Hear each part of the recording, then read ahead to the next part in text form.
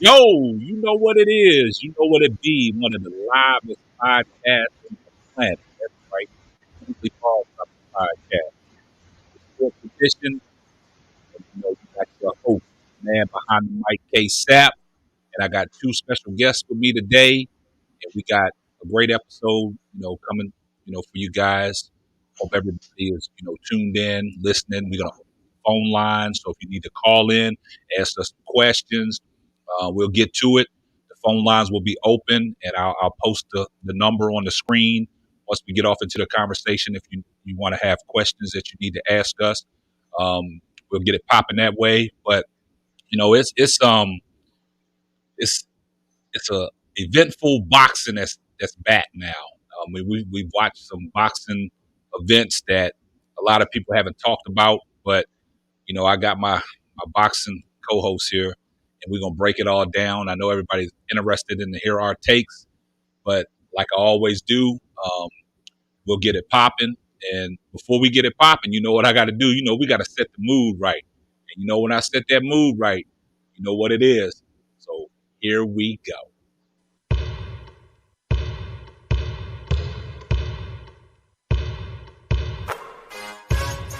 What we talking about? What's up, Ksapp? Yeah. James Ford, that's me.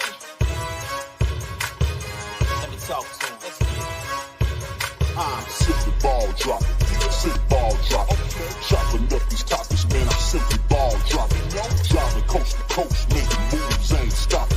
Driving coast to coast, making moves, ain't stopping. Nah. Hey, let me put you on game. These other podcasts out here talking that shit, but ain't repping the same. This my bro Ksapp, chopping up topics for your optics.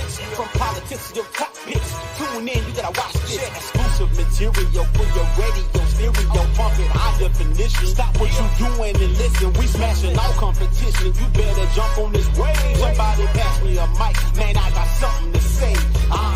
And now, your host of the Simply Ball Dropping Podcast, the man behind the mic, Ksapp.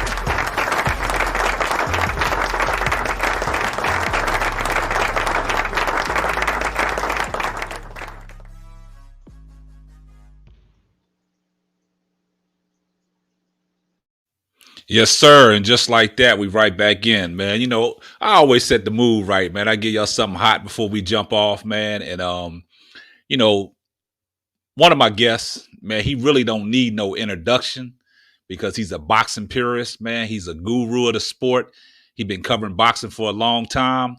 I'm not going to hold y'all because we're going to get right off into it.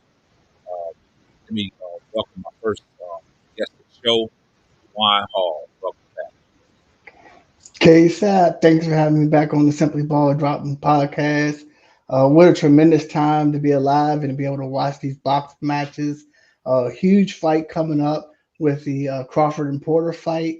Got brother Rod on the show for a fresh perspective. Looking forward to breaking it down. Let's get it started. Man, it's always a pleasure having you, Dwann. You know how, when boxing calls, people always ask about, man, where's Dwann at? But we tried to change it up this time, man. We tried to get somebody new in the studio for a fresh perspective because, sometimes we always, how we say we agree to disagree. But yeah, we got a new a new co-host in here tonight, a new guest, first time on the platform. Welcome to the set, Mr. Rod Elder.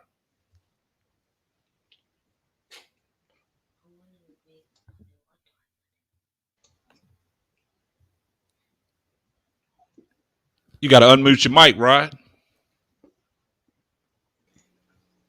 Fellas, what's happening? What up? Thank you for allowing me to join the Simply Ball Dropping podcast, talking about something that y'all guys know I love. I've loved for a long time. So, hey, Ksapp, we go back like two flats on a Cadillac. So I appreciate you allowing me to join the podcast, man, to give my perspective on something that you guys know I love. So, what's happening, fellas? What's going on?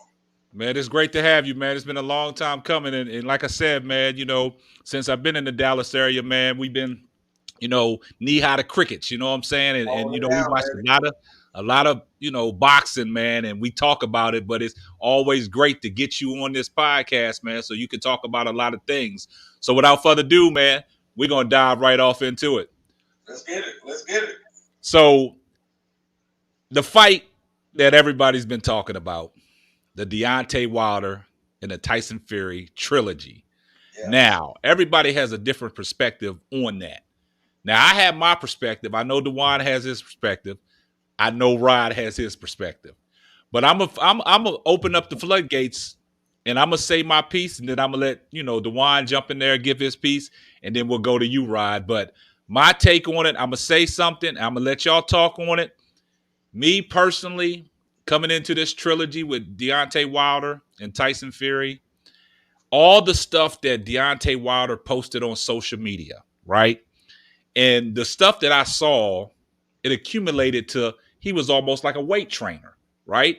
I never really saw no videos of him doing no cardio, running, getting his stamina up, because that's one thing Deontay Wilder lacks is stamina. So I said to myself, man, as a boxer, you're bulking up. That's going to hurt you. That's going to get rid of that quick twitch. And from what I saw going into that trilogy, he really did nothing different to me. The first two rounds, yeah, he tried to establish the jab to the midsection and things like that. But if y'all notice, if you go back and watch round one, at the end of round one, Tyson Fury caught him with a right hand. Then that whole plan went out the window. He started going back to the old Deontay Wilder, which Tyson Fury said he would do. But I'm going to cut it short right there because I got some more to say. And I'm going to turn the floor over to Dwann. So, Dwann, going into that fight, what did you see different? Did you see anything different from 1 and 2? Well, Brother Rod, I'm going to apologize. I got a lot to say on this on this fight.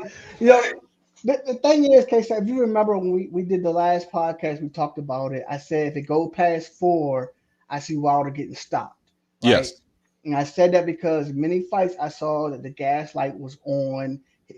Fatigue. Just fatigue can hurt anybody. Any professional that runs into fatigue, you hit a brick wall. Marathoners, doesn't matter, whatever it is, you hit a brick wall. I'll give Deontay Wilder this. Boxing's a thinking man's game. Wilder came in there with a determined mind to win. He did not come in there to lose. He didn't come in there to cash a check. He did his best, in my opinion. A lot of people gave Malik Scott credit, say, he came in different. I actually watched all 3 fights over the weekend. All 3 fights, he started off the exact same 2 or 3 jabs to the body. There was actually no difference in his game plan, right? All the difference was in his mindset. After the first fight, when it was a draw, he shook Fury's hand, gave him a hug, love, respect, everything, before they even said it was a draw, right? After he took the L, like we said, Mark Breland probably saved his career. He was able to lie to himself, say he didn't quit, and come to his third fight. He was determined. I'm going to cut it short because I want Brother Rod to get in here, but he came in there as a determined fighter, but fatigue made him a coward in that ring. Not a coward. He went out on his shield. I'll just say I'm glad nobody got hurt because I love boxing. I never want to see anybody get hurt in the ring. That's the type of fight where somebody could have got hurt in that fight because I don't think the corner felt authorized to be able to stop it. And so I'll cut it over to Brother Rod and, we'll keep going around. But hold up. Before we go to Rod, I want to piggyback off of that, Dwann. Remember we talked about if that second fight was never stopped, that third fight, they might have threw the towel in. Oh, yeah. I think the corner would have threw the towel in. I will say this though, the body language different. In the third fight, he was just fatigued. He was still like of being aggressive. In the second fight, he kind of cowered a little bit, went to the ropes, curled up a little bit. His body language in the second fight said he was a defeated fighter mentally, and I think Mark Breland saved him because he could lie to himself. He could lie to himself and say, the water, the gloves, Tyson Fury, the media, my sister, your cousin, somebody did something. But he came here with a determined mindset. He was ready to fight. He was ready to fight, and I give him a lot of credit for that. Yeah. Okay. So that's a great perspective. Now, for the new man to the platform, we want to hear what Mr. Elder got to say because I know he's a big Bronze Bomber fan. So we want to hear his take. So the floor is yours, Brian. All right, thank you, fellas. So the first thing I want to say is that in boxing, in my opinion, in boxing you have to have a dance partner. And in this case, Tyson Fury was a great dance partner for Deontay Wilder. I give him that. I give all credit to both of them because to get in the ring to do what they do, you have to be on top of your game. You have to have come from somewhere. And they both come from somewhere. To talk about a little bit what Dwann said, I looked at the third fight as what it was. It was a trilogy. We don't have too many heavyweight trilogies in our past. We had Ali Frazier, we had Holyfield Bowe, and we're talking about the heavyweights. This was one of the greatest trilogies, in my opinion, that I've ever seen. And I've been watching boxing since, I was a little one. So in my opinion, it was a great trilogy. Did it live up to be what we all thought it was going to be because of the hype? Not really, because it was a lot of hype. It was a lot of negative hype. But again, it's boxing, fellas. When it comes to boxing, there's no friendship in this thing. You could say and do a lot of stuff before you step into the ring. But when you step in that ring and them lights cut on, it's a whole different world. It's a whole different environment. So, Deontay Wilder did say a lot of things and do a lot of things after the second fight. First fight, I agree it was a draw. Second fight, I gave it to. Second fight, it could also been a draw. The third fight, Deontay Wilder got washed. There's no doubt about it. He came out with a plan. He executed that plan in the first couple of rounds, and then after that, you have to understand, Deontay Wilder don't like getting hit upside the head. Oh no, he don't. He don't. When this equilibrium get thrown off right here, Deontay Wilder is off his game. Deontay Wilder is good when he's calm and he's winning, but when he's not calm and he's in distress, he's in trouble. He's disheveled. If the look in his eyes, or is that he's disheveled? Those little bitty legs are wobbling. He's just a total different fighter than what he came out as. So it's a lot of hype. I was disappointed because, again, I am a Deontay Wilder fan.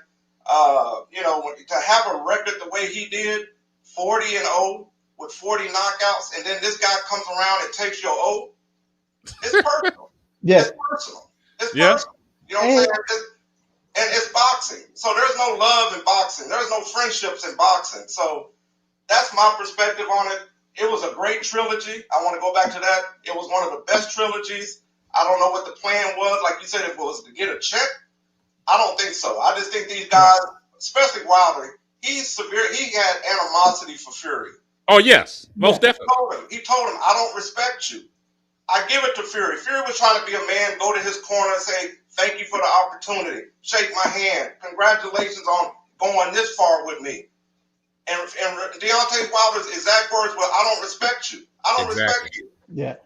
He cleaned it up later, right? He cleaned it up later. And to be fair, I mean, you showed me a good loser, I'll show you a loser, right? So, he should have a little more grace than he showed in the ring, but he did clean it up later, and it's fair for him to be, in his emotions at that time. But do you think he really cleaned it up? Because I really don't think he cleaned it up from the statement that he made. He gave him respect. He congratulated him. He thanked him. But he never. But the thing about it is, he might have gave him that at the end, because that was his dance partner, like Rod said.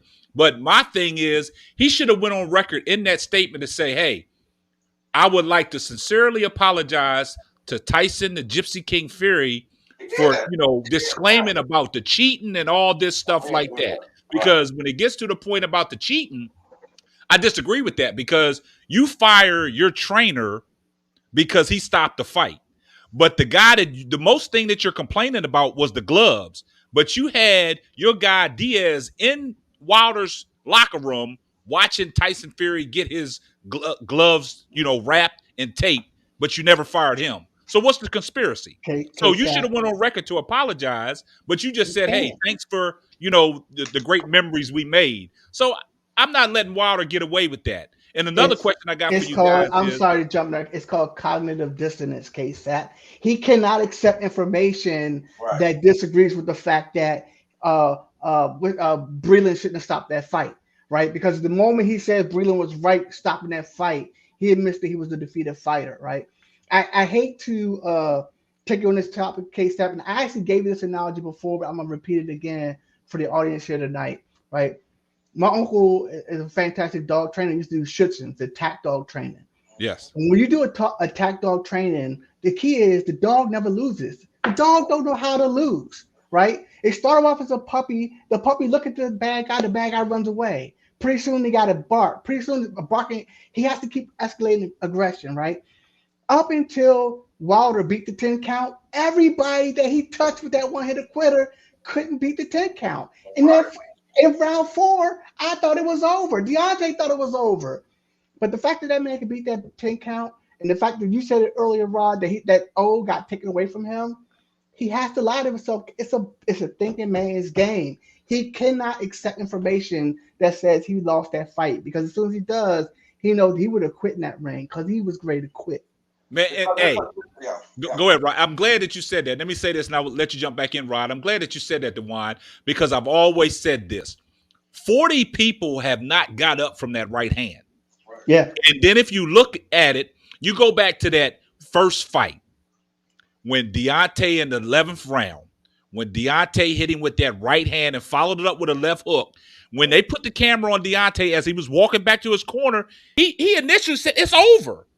But then when he turned around and saw Fury pop up, I saw a defeated fighter in Deontay Wilder, because he said anybody else would have stayed down. So psychologically, like you said, Dwann, going into that second fight, knowing that if I hit this man and I drop him, the chances are he's going to get back up. And like Rod said, once he realized that O was going, Deontay was like a beaten fighter. And the thing about it is, going into that, like you said, in that 4th round, when he hit him with that right hand, his whole body shook. Yeah, you saw the fat just ripple all the way down. It just rippled down, and then he looked, and he saw him get up. He was a defeated fighter, because I just noticed from round 4 on, Deontay's gas light was on. So every time, it looks bad when Deontay pulls back and he gets hit with just a slap punch and he's wobbled. So my question to you guys, what did Malik Scott do different going into this fight that y'all saw? Did y'all see any difference in what Deontay did when Malik Scott was training him? I'll let you take the floor, Rod. I think Malik Scott built his confidence a little bit. I don't think he's had the kind of hype, the kind of confidence that Mark Breland gave him. If you know Mark Breland is a real calm individual. Yes. He used a box. I think he was a welterweight, but he used a box. But he's very calm. He has a very calm demeanor. And his other trainer, he's very calm. Malik Scott, who is somebody that Deontay fought and knocked out. Yeah. Am I right? Yeah, he was a heavyweight fighter. Yeah, Malik Scott's a heavyweight fighter. That's his friend and so-called homeboy. Right. So he brought a certain hypeness to Deontay Wilder. Deontay Wilder needed all the help he can get. Ksapp, you made a point that all this stuff that Wilder complained about the first 2 fights, and he changed trainers. He trained training methods. And then he comes into this fight like a brand new fighter. It didn't help. Exactly. But and if you think about all the little footage that we saw over the last 6 months, 7, 8 months of him shadow boxing, him training, just kind of like Mike Tyson, when we see all that, we get hyped up. I was hyped up. I bought into it because, like Dwann said about the dogs, when you fight, you're a dog. It's like when you go into it, you can't go into it trying to be all nice and sweet. It's a fight. Yeah. It's a fight. So the lack of respect that he had for Fury, I get that. The Malik Scott thing, you at this point you got to try something new. He tried something new, it didn't work. I don't see any change that Malik Scott did from Deontay Wilder. And I agree with that. Yeah, I do too. Deontay Wilder looked good for those first 2 rounds, and then when he knocked Fury down those couple times, that was it. Any other time he looked disheveled. His eyes are big, his legs are wobbly. Yes. Yeah. I Totally think agree with that. he fed his ego, just like you were saying, gave him confidence, right? And when you were describing it, sort of remind me of like the difference between football coaches. You got one coach that go pick the kid up and bring him to practice, right? And the other one is like he's already at practice. And so when the kids get there, he coaches them. It's like Deontay needed the coach to come pick him up. He needed the coach to check on him. He needed that extra encouragement. He needed that extra beyond the ring relationship. Hey, I totally agree with both of y'all segment, right? With your statements that y'all made, it was powerful because, Rod, I understand exactly where you coming from with Deontay Wilder, with Malik Scott building his confidence up, right? And the confidence is there, but all the videos that Deontay Wilder displayed on social media, right? I'm looking at it as a boxer from a boxing standpoint. I've been around the boxing game for a long time, covered boxing for a long time. And one thing that you don't see from certain boxers is a lot of weightlifting and a lot of weight training, right? And what Deontay Wilder was out there doing was trying to prove to people that he could bench 325 pounds, right? And they was asking him, why are you out there doing this bench? Because now my legs are strong enough to hold him off of me, right? But that wasn't the case.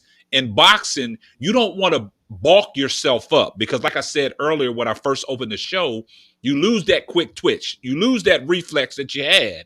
So he bulked himself up, and that did him a disservice, right? The first fight, to me, Deontay Wilder, he put on a great showing. Yeah, he might have been losing, and the 2 knockdowns that he had got him that draw. But to me, that first fight, he put a better showing because he was comfortable at that 218, right? So the second fight, he moves up to 230-some pounds. The third fight, he goes to 238. And now he's a little sluggish. The reflexes wasn't there. And every time he got hit with, like he said, pillow-fisted fury, them punches affected him. So now you got a Deontay Wilder that's bulked up. He has no stamina. The gaslight was on. If you would have showed me some videos, like I'm always going to bring it back to Floyd Mayweather, you see him running Vegas streets at 4 or 5 o'clock in the morning for his endurance and stamina. I saw none of that from Wilder, and I agree with you, Rod. Malik Scott gave him a lot of confidence, and when he came into that ring, you was like, okay, we got to change, man. He jabbing and jabbing. Then all of a sudden, like Mike Tyson said, everybody got a plan until you get hit in the mouth. That's right. He built that confidence. Deontay Wilder needed confidence because Deontay Wilder's mentally, since this Fury thing came into play, he hadn't been the same. Like Dwann said, you're 40 and old. You feel like you're indestructible. You feel like this right hand is your weapon. And nobody can get up from it. And that's been the case. And he's had good fights. This is not a heavyweight who fought bums. This is not a heavyweight who fought Luis Ortiz, King Kong, 2 fights. Yeah. And Deontay Wilder is not scared to give you a rematch. He'll give you a rematch. Oh, yeah. Yeah. He did that with Stavern. Washed it. Gave that to Ortiz. Washed it. So it's not like he fears a man, but Fury came and destroyed all of that. The distance. He controlled the distance. Exactly. He controlled the distance. And I'm glad that you said that, Rod, because I look at the situation with Stavern, that first fight. He beat Stavern to a pulp, but Stavern just wouldn't fall. He just wouldn't fall. So the second fight in the rematch, I saw a caged animal in Deontay Wilder that wanted to get out because he was talking about I'm mobile, agile, and the way he was throwing his punches after he knocked him down that first time, and he just stood there and looked at him. He said he just saw a demon in him, and it just came out, so he just went wild on him and put him away. But Ortiz was beating him both fights. Yeah. And then, like we always say, Dwann, we're gonna go back to our bag. He don't have that many tools in his tool bag. All he got is a hammer. Yeah. And the hammer couldn't get it done. And the thing about it is, what is interesting about Deontay Wilder, if you look at some of his past fights, some of them fights he was losing, but he's so reluctant he's so reliable on that right hand. As soon as he lets it go and he hits somebody, that's that one hitter quitter. It's Kirk Atoka. He know it's over. But like you said, Ryan, with Fury, I think it's a mind thing with Fury, and Fury's just a better boxer. Fury got all kinds of tools in his tool bag. The B69 and the B277 in the box like that, man. I know a lot of people don't respect Fury, but you just got to give him props just for being that big and able to box that way. Yeah, I think. Dwann, can I ask you a question? Dwann, can I ask you a question? Ksapp said the first Ortiz fight, Deontay was losing that fight. Do you agree with that? I think he was losing both fights until he knocked him out. Yeah. Wow. How many times did he knock King Kong down in the first fight, though? Twice. No. And then the third, he knocked him down twice, and then the third one with the uppercut finished. Right. Okay. But the first couple rounds, Ortiz was getting off, right? Deontay wasn't throwing that many punches. He was waiting for the right hand. And if you notice, he was in survival mode in the seventh round when King Kong had him. He had him weary and ready to go. If it was like 10, 15 more seconds left in that round, King Kong might have got him out of there. But Deontay is so reluctant on that right hand. Now, if y'all recall, if you go back and look at that one fight that he had with that Russian, right? That Russian was beating him to a pulp all the way into the ninth round. And Deontay landed that bone-crushing right hand, put the Russian out of his misery.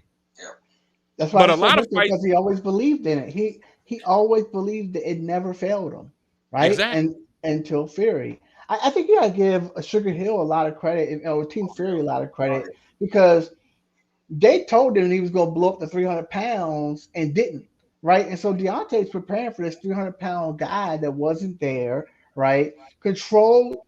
I like Kobe in my boxing. Control the distance with his footwork. You can't have a powerful right hand if you're walking back. And I would say, go back and look at that fight. For 2 million rounds, you would see Deontay's back, not against the ropes, but just facing the ropes. His back was not facing the middle of the ring. Tyson Fury controlled the middle of that ring with his footwork. He was able to slide in and out. And Deontay, after round 5, he was arm punch. It was all arm punches after round 5. Yeah, and another thing that you said there, controlling the ring, is if you notice on every little feint that Fury did, Deontay had to reset himself. Reset every time. And when he resets, he can't get off because, like Rod said, it's mental. When you got to reset for somebody giving you a little feint, your whole game plan is thrown off. So he couldn't get off, and it's like the thing about Deontay. And what's name? Lennox Lewis was saying this the whole fight. Why are you going back with your hands down? Exactly. Never had his hands up. And I think that's why Mayweather said after the second fight, he wanted to get him in the gym just to show him some defense mechanisms. But that didn't happen. But it's a long road. But the commission, I think he's suspended for 6 months, man, or something to that nature. You know, I guess because of the health situation. I think it's like a mandatory thing because he had like a broken knuckle. Yeah, broken knuckle. But now our question is, where does Deontay Wilder go from here? Well, I mean, I think he beats every other heavyweight in the division by knockout. Who's going to put on the fight? Is there money in the fights? You know, can they get a hype schedule? They might have to do like a heavyweight tournament. I think if they do it like something like a heavyweight tournament, they can generate some excitement. Watch Deontay knock a couple people out, build some excitement again. But I mean, unless Fury retires, I don't know what he does in the heavyweight division. Man, I got a good question, man. He'll fight AJ. They got to, even though again we're talking about an undefeated fighter fighting. AJ's not a champion no more. AJ's lost to people that we never thought he would lose to. So that was a huge payday. I know we're not talking about him, but he has a suspect chin. Yeah. Deontay Wilder will wash him. Yep. Tyson Fury will wash AJ. But who else? I mean, who else do we have? We have all these up and coming heavyweights. Deontay Wilder's pride is not going to let him go down and fight people that he don't think is on his level, even though he has 2 losses. And the question arises from one of the person in the chat. He said, "Is the heavyweight division dead?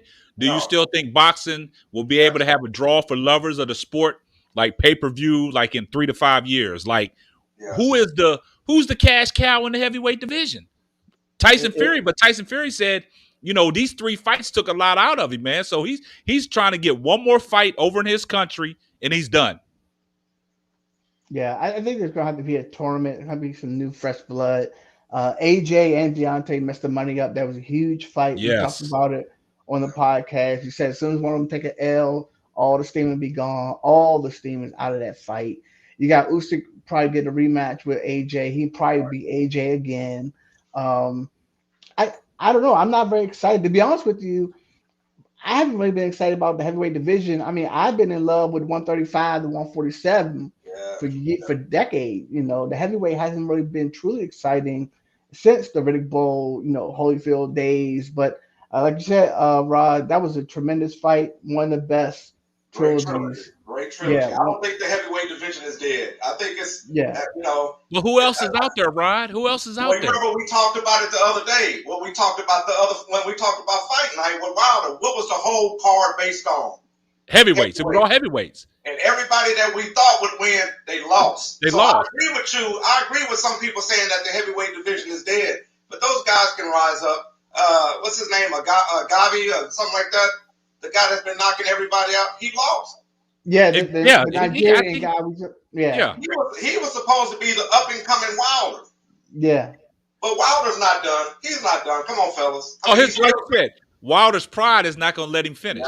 He got to go out. He got to have his last hoorah. Even if he has one fight, he got to go out on top. He has to go out on his last hoorah. But he always talking about going out on the shield, man. You don't want to stay in boxing too long thinking that you can always go out on your shield, because then you up and look, you really went out on your shield.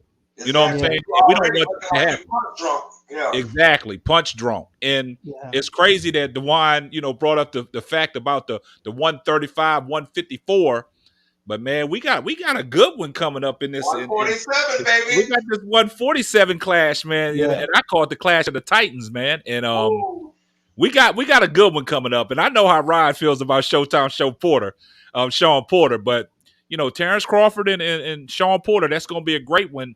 And like I said, I'm just glad it's about time that Terrence Crawford, I think this is his last fight under Bob Arum. Am I correct? Is this his last fight under Bob Arum? Yep. And I'm just glad he's able to fight one of these guys from Fox PBC.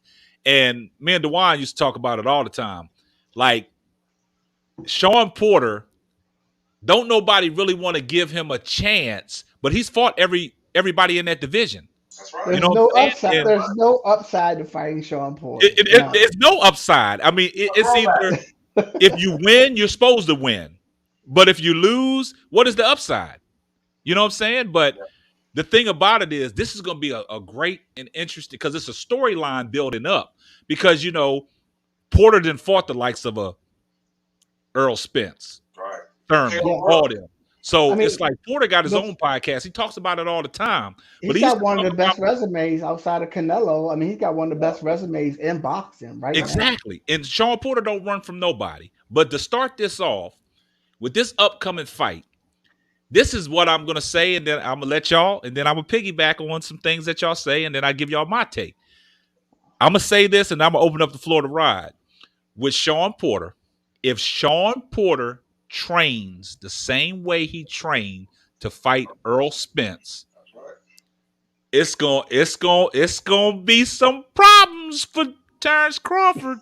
So, Rod, give me your take. Sean Porter, 33 wins, 3 losses. Those 3 losses were Earl Spence, Keith Thurman, and Kell Brook. Kell Brook took the championship away from him back in the day. Every fight that he fight is razor thin. If it goes 12 rounds, it's razor thin. Sean Porter's a beast, man. Sean Porter, I mean, when he fought Ugas, the guy is a beast. Ugas is the guy that just beat Pacquiao. A lot of people didn't know who to give that fight to. He's a beast. When he first came out, I compared him to Mike Tyson. The way he fought, the way he get down low, he gets underneath you, he comes forward. Some of these other fights that he's had, like Danny Garcia, those were questionable. But Sean Porter's a great fighter. He's a dog. So when he comes forward. He's an aggressive fighter. But Ksapp, you're right. If he trains the way he trained, the way to fight Earl Spence, he can be successful. Terrence Crawford's a dog. So he's one of those kind of fighters where if you hit him, if you try to take his belt away from him, Terrence Crawford gets mad, and it shows that he's mad. And when he comes at you, it's so impressive because I love that intensity. I love that aggression. That if you touch me, I'm coming to get you. It brings something. It brings something else out of Terrence Crawford. And you can when look he at gets his hit. eyes. You can look at that Omaha, Nebraska eyes and tell that he's on another level now. But Sean Porter, Keith Thurman. I mean, I'm gonna start. Terrence Crawford. Terrence Crawford, dog. Sean Porter, he's friendly. You know what I'm saying? He's that friendly guy, but he can be aggressive and come get you if he needs to. But hold up, I'm glad that you pointed out about the friendliness. Sean Porter said, don't misconstrue that friendliness. You know what I'm saying? Because that's, they're trying to build a fight up because they had their first little press release and he was all friendly with Crawford. That's respect. But on his podcast, he said, don't take that and misconstrue that because he's going to train as hard as he has for every fight. But I'm glad that you said that, Rod, about Porter. He's a dog. He's a beast. We used to talk about it all the time back in the days, Rod, when I used to come over your house and watch the fights. You used to come over to, my apartment and watch the fights. About Sean Porter is he had that mini Mike Tyson mentality, right? But like me and Dwann always talk about, Sean Porter, he tries to big boy a lot of people. And when he fought Adrian Brawner, he big boyed him, roughed him up. And I told Dwann this when that Sean Porter and Earl Spence fight was going down. I said, there's no way that Sean Porter can beat him because Earl Spence is not going to let him outwork him. He's not going to let him outwork him. And I'm glad that Larry brought this point up about Crawford is Crawford sometimes is not busy enough. Now, if like Sean Porter's fights, they go back and forth, right? They sway. So if Sean Porter is being effective, aggressive, and he's landing punches and he's getting off, and Crawford is not busy enough, and it goes the distance, what we got? We got a great fight. Sean Porter fights are always razor thin. They come down to the wire.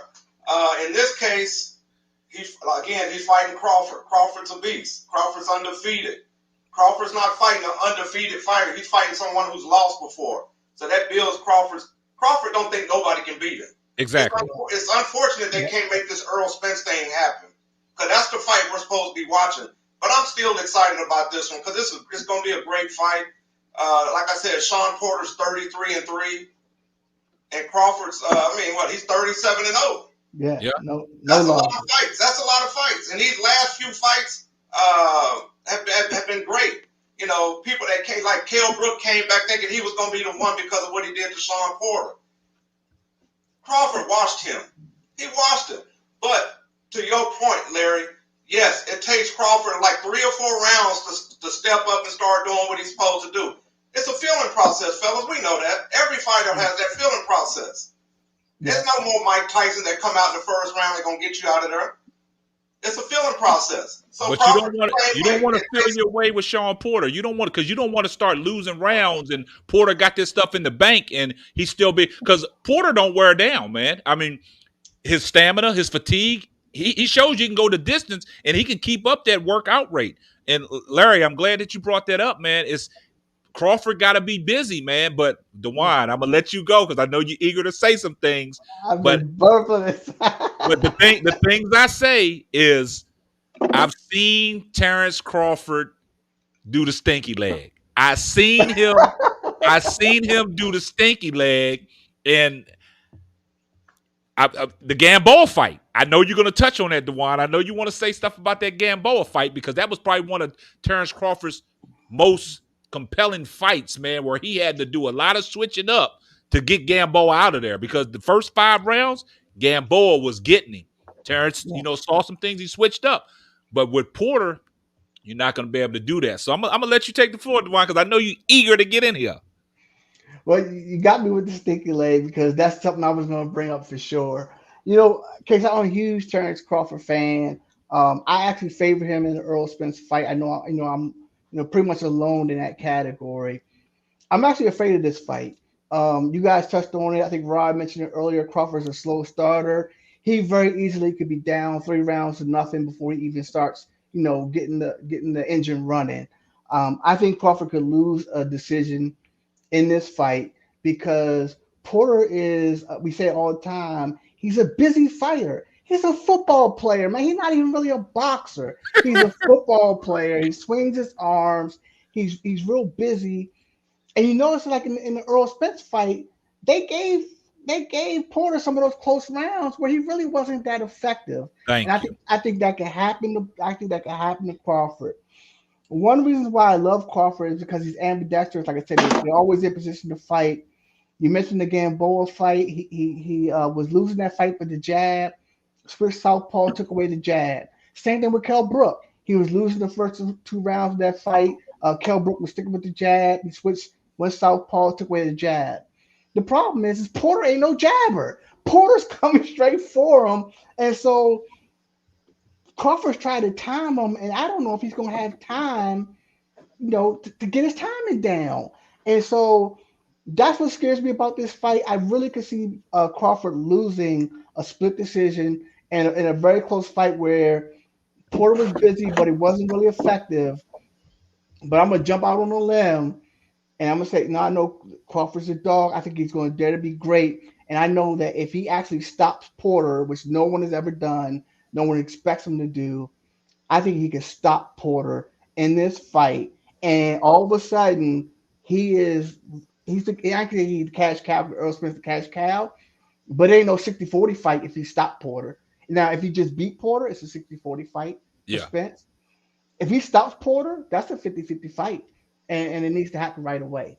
So that's my breakdown. I'm scared for Crawford in this fight because Porter's just busy, and every fighter, who's the referee? Is the ref going to let Porter get in there, hold, swing his arms, or is he going to quick break him up and reset him? The Who is it? Kenny Bayless? Is it Kenny Bayless? We don't know who the referee is on this card. He just mentioned it, but he said that he's always the referee. But Jeff Reese was the referee for Spence and Porter, and he let him go. So Jeff Reese would be a good one. I think it was Moore or whoever it was for the Deontay Wilder fight. I mean, that referee would be a good one. I don't want Joe Cortez. Joe Cortez is too quick to break fights up. Oh yes, quick to separate. I don't want Joe Cortez. Referee's gonna pay a big piece. Yeah, I think he's done. Yeah, referee's gonna pay a big piece, man. I'm scared of this fight for Crawford, Ksapp, because I think he could lose a decision. Man, I totally agree with you, man. And if Al Green is watching this segment, I know he's a big Terrence Crawford fan. He's always down with Bud. If he's in the chat somewhere, man, Al, chime in. I know you got a lot of take on, Crawford. That's one of your main guys. But in this fight, like Dwann said, you got to be scared for Crawford. And Larry, you brought a good point, man, is, Crawford, he's a slow starter. And if he's not busy in them first 5 rounds and you got Porter winning first 5, then it's almost he got to dare to be great. He got to go knock Porter out then.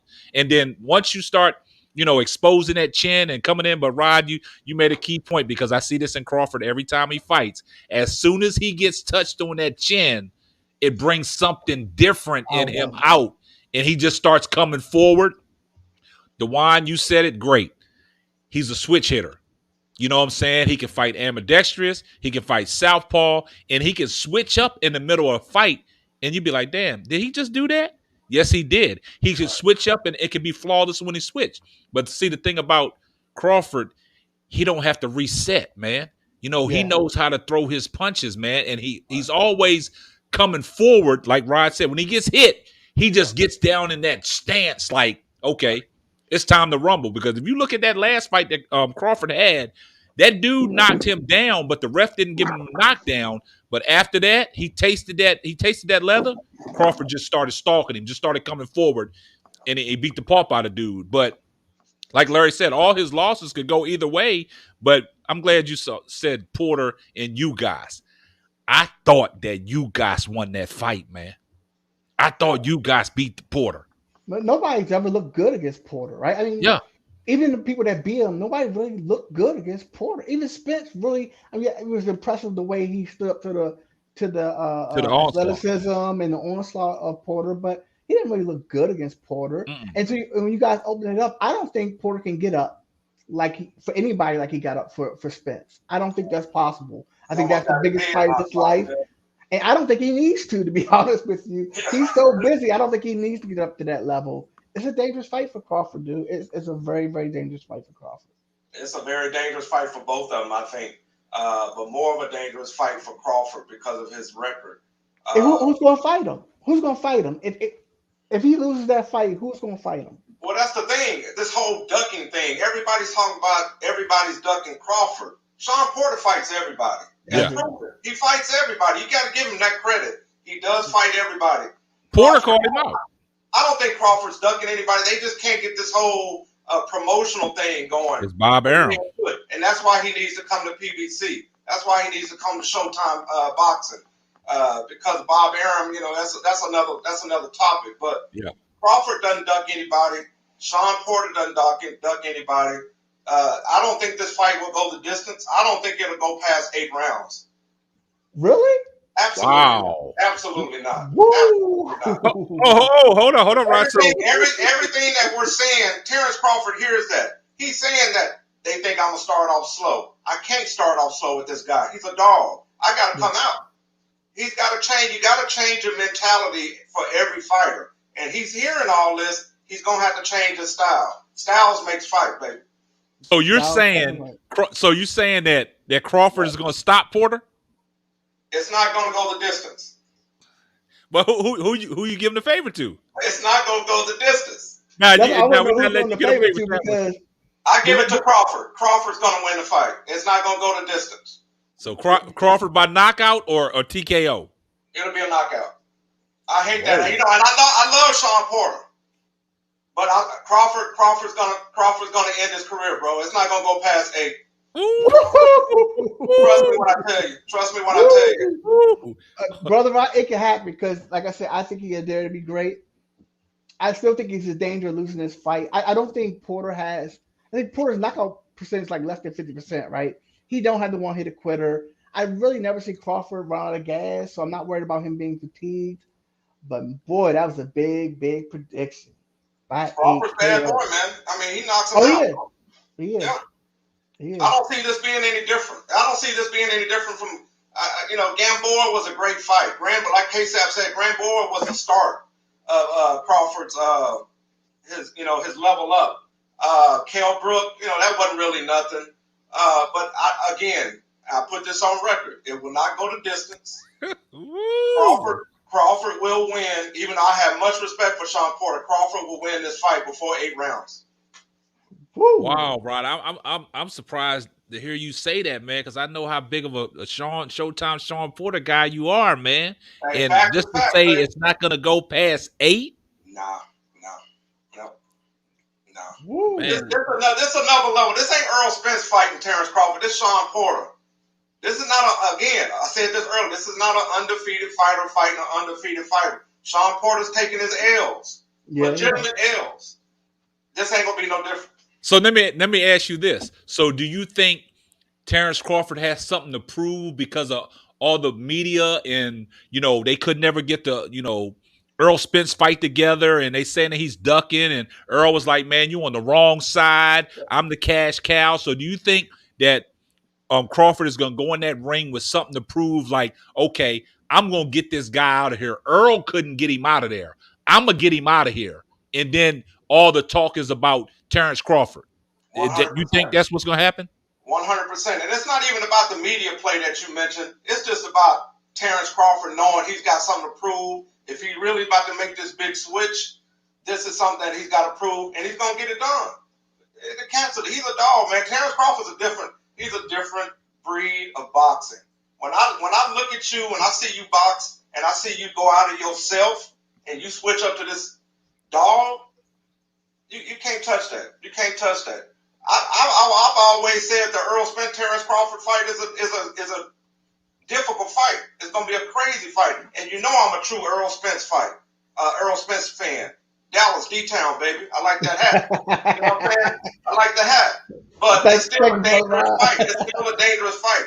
This is a dangerous fight for Porter. It's a dangerous fight. And it's a dangerous fight for Crawford, too. But like you said, you talking about Earl Spence. I've never seen Earl Spence hurt. I've never seen him hurt. I've seen Crawford hurt several times. Okay, yeah. So the thing about I've always said about Earl Spence, he can do it all, man. And Earl Spence, like I told Dwann on previous episodes, and we talk about Earl Spence is not going to let you outwork him. And if that fight ever happens between Terrence Crawford and Earl Spence is not going to let him have a slow start. Earl Spence is going to jump on top of him. And then, like you said, Dwann, some people got to dare to be great. Now, if Crawford tries to dare to be great, if he ever fights Earl Spence going to put him away. And that's the fight that I'll jump out on a limb and say it won't go past 8. Like I said, I like Crawford in that fight. I've never seen Earl Spence a complete fighter. I just want to say about Earl Spence, what a tragedy that he had to pull out of that fight. I mean, he had an opportunity to really seize the reins of legacy and retire Pacquiao. Oh, he would have retired him that night. He would have retired him. Wait, Ugas did him?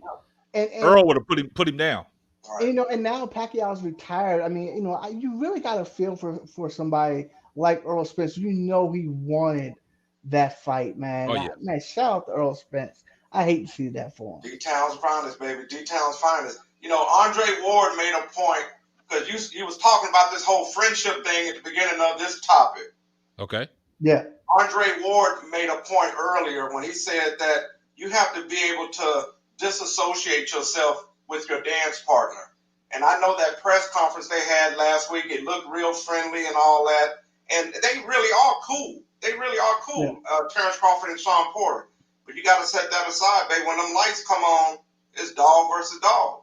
Yeah. And I appreciate that. I mean, I hate the fact that somebody has to sort of play a villain to sell tickets, you know. Somebody got to be the bad guy, the arrogant person, you don't need that to sell tickets. I know that's the Mayweather formula, but you don't need that. You don't need that formula. What's your keys to victory for Porter? You said to me? Yeah. What is your keys to victory for Porter to pull this out?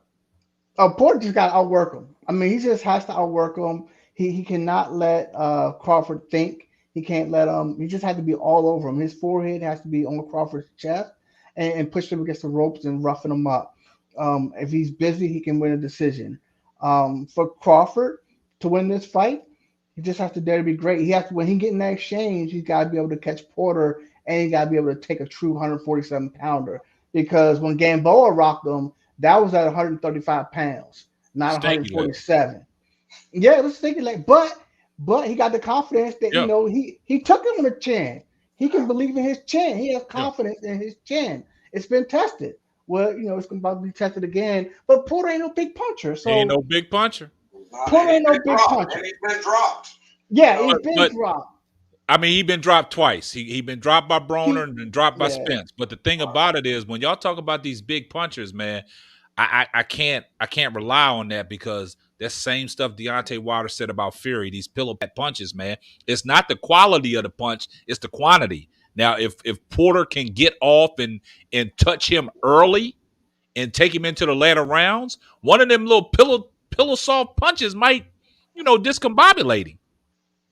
Yeah. What I'm afraid of is, because we all know Porter is a very busy fighter. He gets the attention of the judges. See, that's what I'm saying. So to go back to my point about 8 rounds, it won't go 8. If it does go past 8, it's because Porter's the busiest fighter. He's doing all that wild stuff. Some of it will touch Crawford. Some of it won't. But it'll get the attention of the judges so much to the point that, it'll be a toss-up. It'll be a razor-thin type fight, like Sean Porter fights have always been. Like the Kell Brook fight. Sean Porter's been dropped. Crawford has never been dropped. Crawford ain't going to drop. He's not going to drop. Hey, that's a bold prediction. Rod is the people's champ. Man, let me give up the title right now. Rod is the people's champ. Yeah, I mean, it's good to bring boxing, baby. I'm so happy to be on this podcast right now talking about something I love, baby. This is what we do. Yeah, I mean, it's great. It's great that you came with a different perspective, because, sometimes, man, me and Dwann, when we talk about, we don't go out on a limb. we kind of set back.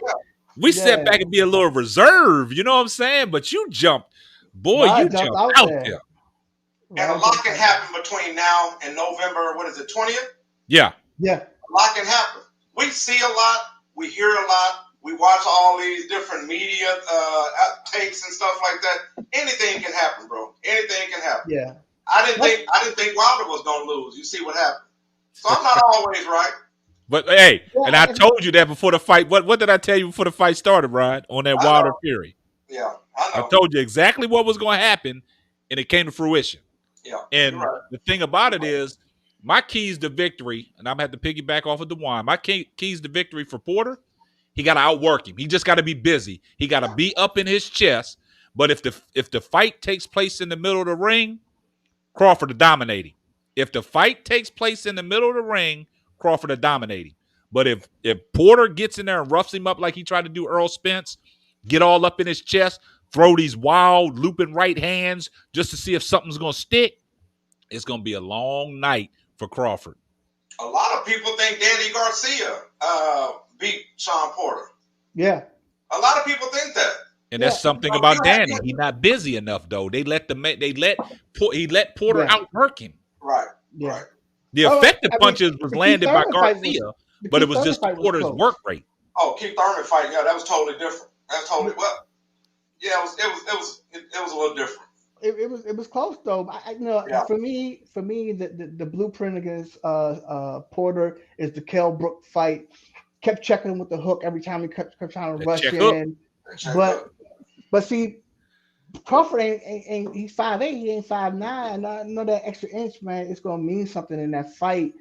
Porter, like when he fought Berto, he likes to get up in get chest and I forgot about that fight, man. Wow. That's where your height just makes a difference, man. Yep. It just makes a difference in the fight. And like Porter, he smothered everything Adrian Bronner was trying to do. He smothered all that because he was up in it. He wouldn't let him get off. Yeah, but Bronner got gun-trapped in Madonna fight though, man. So punching from the back seat.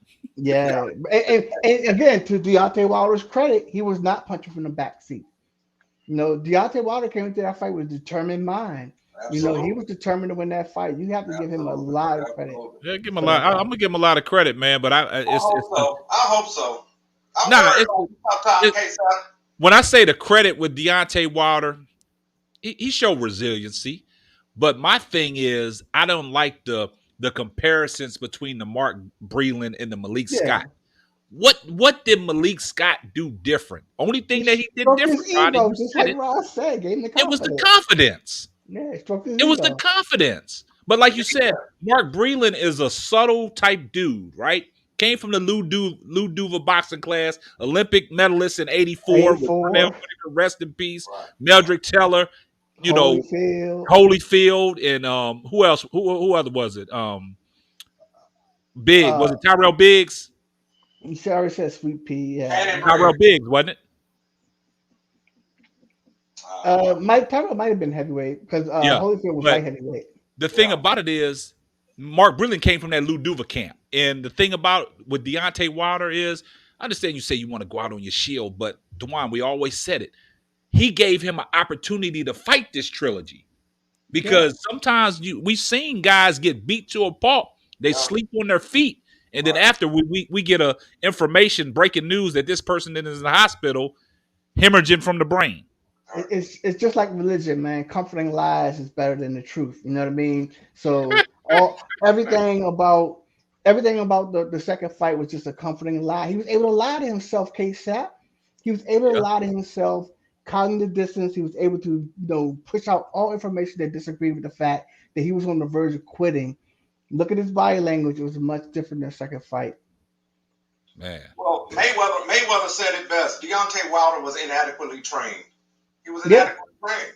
But you switched up all this stuff and nothing worked out for you. Confidence level? Yes. Off the chain. Yeah. If he did one thing, all he had to do was learn how to take away a jab. I mean, if he could learn how to take away a jab, he had a better chance in that fight. But I think he got in his head when he said he was going to go up to 300 pounds, and he thought he had to deal with it. Oh, and by the way, in the third fight, every time he put Deontay in the headlock, it was an immediate uppercut. And there was like instant reaction uppercuts. You know they're Hold going his to come head back down over and and hit over him and with the over again. uppercut. Yeah, And then every if you single go time. back and look at some footage in Tyson Fury's corner, Sugar Hill was saying, just throw the goddamn jab. You throw the jab, you offsetting everything he do. He can't Everything. respond when you throw the jab because, like we said, he had to reset, and he's not good at resetting to get his punch off. He's And never it was needed it. crazy that Sugar Hill was like, man, just throw the goddamn jab. He's never Deontay has never needed boxing skills. It's He's I a get on a brawler. rant about this a lot. It's so frustrating for me because people that are truly talented sometimes don't work as hard. And and Deontay sort of reminds me. I'm not saying he didn't work hard for this training camp, but over his career he didn't work real hard. Otherwise, he would have improved as a boxer. He's just naturally talented, And too often that happens in athletics where someone that is just naturally talented doesn't put in the work, and then all of a sudden you get people like Kobe and Michael Jordan who are not only talented but are the hardest working person on the team. Yeah, and they go to a completely different level. I don't totally know. agree. Totally agree, man. And Well, I think I answered the question earlier, but did y'all answer the question? Is the heavyweight division dead? For me, it is. I'll be yeah, honest with you. I don't think there's nobody else out there unless because do you actually really want to see? Because Deontay Wilder talking about possibility fighting Fury again. Do y'all want to see that again? Absolutely not. Absolutely not. Trilogy. That's it. We're good. And leave it alone. He So would have to at least win one fight to force a fourth fight. He didn't even win one fight out of 3. So the only other heavyweight constellation we can have is the Anthony Joshua and the Deontay Wilder. Because nobody is on Tyson Fury's level in that heavyweight. He'll beat every heavyweight out there. Andy Ruiz, all those people. He'll beat them all. Yeah. That's the beautiful thing about sports, though, right? Every year, new people are coming out. There'll be a new prospect, a new knockout artist. Right now you got 3 or 4 heavyweights, and the rest of them are construction workers. They cab drivers. Cab drivers and construction workers. You got 3 or 4 heavyweights, and the rest are cab drivers and construction workers. Well, thank God we got the welterweight division because sir. Yeah, they're still alive, baby. Hey. It's been as good as it's been in decades. I mean, the welterweight division is lush. And we getting good fights. Absolutely. And it's not just the 2 people that we talking about. We got up and comers. Oh yeah, we got a lot of fights out there that can happen. And I'm gonna bring this up, but we're not gonna get too far into this. We're gonna come back with another episode on this. And Juan, I'm gonna give you your flowers. He's always talking about Devin Haney. Why come Devin Haney can't get a fight? And the thing about it is, I'm glad I see you pull back in your chair, but I'm gonna say this. I like the little confrontation him and Lopez had Saturday night. They trying to build that fight up. They trying to say, why don't you fight me? And what's the name? And then the thing about what Devin Haney said, let's fight on DAZN. Don't nobody want to see that on DAZN. DAZN is not a big draw. They not a big draw. So, but that's to your point, Dwann. You want to see Devin Haney get a fight, and you say, why come he can't get a fight, and why come people are ducking Devin Haney? I don't think people are ducking Devin Haney. I just think it's their promoters, these networks that they on, everything is over at PBC and Fox and Showtime. This DAZN stuff, it's not a draw. It's De La Hoya. Exactly. And the thing about it is we're going to go to Gervonta Davis. Yeah. Like Floyd Mayweather said, once he got under his tutelage, he became the cash cow. Right. So he's the one that's he's the one that's the draw. So why is he not cleaning up the 135 division? Man, he just signed a fight with who's the dude Gervonta. that he just signed a fight with? Oh, he got a big fight. I mean, I'm not gonna say it's a big fight, but it's gonna be a good fight in December. It's a good fight. So champions at 135, you got Devin Haney, you got Teofimo Lopez. Why is he not fighting those guys at 135? Devin Haney don't want to see nothing with Tank Davis, man. Nobody want to see Tank. Why is he not cleaning up the 135 division? Well, hey, he's fighting at 140, fighting in catch weights. He went up, fought Barrios at 140, right? I think he's fighting. I don't know. Leo Santa Cruz, who was coming up at 126. He's a champion at 135. Clean up your division. I know, but Tank always said, man, it's hard for him to make that weight at 135, man. I mean, they go to 140. Hey, clean up a division. So you are sold on this Devin Haney that if Devin Haney gets one of these fights, I believe in Devin Haney's talent. I think he can win. Now, I could be wrong. You He know, got he is warning not. track power though, He don't got the big hitter. He don't got the one hitter quitter. and I saw him do the stinky leg too. We saw him He get his chin dropped. check, He dropped, baby. but we saw how he responded. He responded like a true champion. But he's not going to respond off of no. If Tank Davis catch him like that, and got him wobbled, Tank will put him away. It's over. It's over. Then where's the term sheet? I mean, All he's a right. champion Hey. at 135. Where's the term sheet? That's the GOAT. That's Mayweather. That's Mayweather doing this. That's what I'm saying. Yeah. Come on, man. It's strategic. You see how Mayweather's career went? He's building it up. How you gonna tell the champ when to fight? You know what I'm saying? This cat, you know, Mayweather got him under his tutelage, man, and he's the cash cow. Yeah, he is. Hey, and I keep feeling like I'm coming across as hating. I mean, he's picking and choosing. Like right now, he's picking and choosing. I'm rooting for Tank Davis, his hometown, Maryland. I'm rooting for Tank Davis. I'm not against Tank Davis. That's not the point. The point is, he's a champion at 135 pounds. There are two other champions at 135 pounds. Why is he not unifying the titles at 135? I never understood how the business of boxing went when it comes to the negotiation of fighters fighting. Right. Because, like I said, we missed out on a lot of fights that should have happened early in people's careers because of the paperwork can't get worked out. You know what I'm saying? But hey, it is what it is. But we're gonna touch back on that in another episode because I know Dwann, you got a lot to say about Devin Haney, and also I got another partner of mine that he's a Devin Haney fan too. So I would like to get him on the show as well so he can talk about it. But is there anything else that you would like to say, Rod, for your first time being on the podcast, man? Any shout outs or anything that you want to tell the people? Oh man, you know, hey, like I said earlier, I love boxing. I love everything about boxing except for the whole business part of it that we were just talking about. But the welterweight division, nice. Heavyweight division, we don't know yet. But the point of it is we just went through a pandemic and we were watching boxing. Like you said on your last podcast, the last boxing podcast, we were watching boxing with no fans. There was really no intensity. Now that boxing is back, even though we're still going through a pandemic, it's on another level now. So I just want to see the heavyweight division, probably because, you know, I'm a heavy dude, so I love heavyweight. I'm not 147, baby. I'm 2-something. So I love the heavyweight division. I always root for the heavyweight division going way back to the Ali days. But boxing is not dead. Boxing is very much alive. So again, I appreciate y'all inviting me to the podcast, man. It's been a pleasure. I can do this every day. Man. Man, I appreciate you taking the time to come on, man.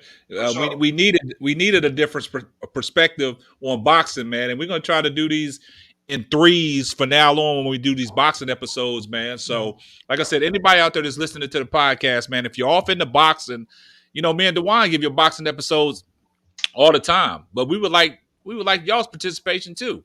You know what I'm saying? If you ever, you know, want to get on and talk some boxing, you know, me and Dwann here for you, man. I mean, it'll be a great show. It's a lot of cats out there that I see, man, that y'all a lot of boxing enthusiasts, man, but y'all, you know, I got a platform, man, and let's talk about it, man. Come on the show, man.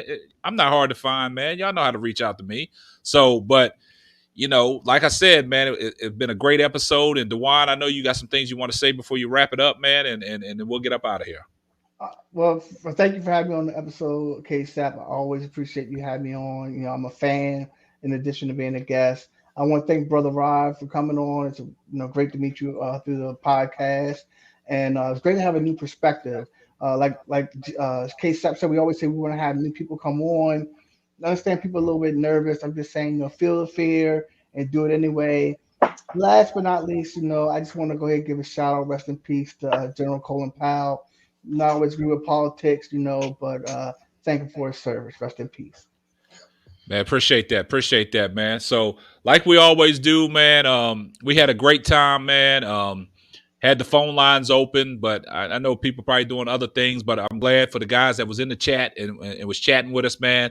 We appreciate your time. And like I always say, man, once again, that's going to wrap up another episode of the Simply Ball Dropping Podcast. I'm your host and the man behind the mic, Ksapp. And guess what? We're going to catch y'all on the next one. Deuces. Appreciate it, fellas. Love y'all. Good seeing y'all. Good seeing you, brother.